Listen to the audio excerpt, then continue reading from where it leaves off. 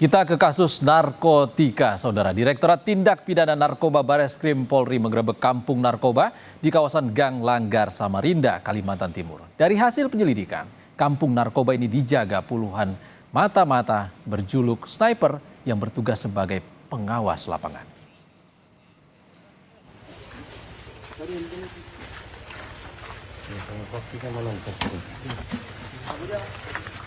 Untuk melancarkan aktivitas jual beli, para bandar narkoba menempatkan sniper di sejumlah lokasi di gang.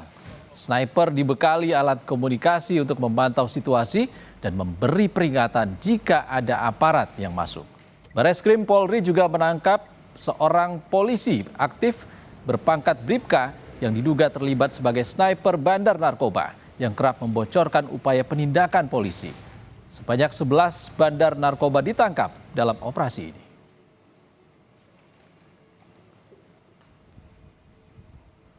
Dilakukan pemeriksaan, mereka mengatakan, oh ini perannya sniper. Sniper itu apa ya?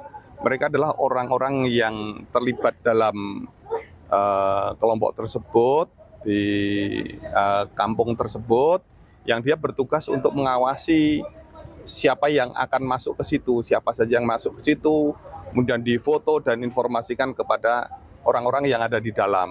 Sehingga ketika ada, oh ini terindikasi atau mungkin mereka mencurigai ini ada polisi atau ada aparat penegak hukum yang mencoba masuk, itulah yang kemudian penegakan hukum kita di situ menjadi kendala. Sehingga sering dikatakan, oh ya ini penggerebekan di kampung narkoba bocor. Nah itulah peran dari sniper.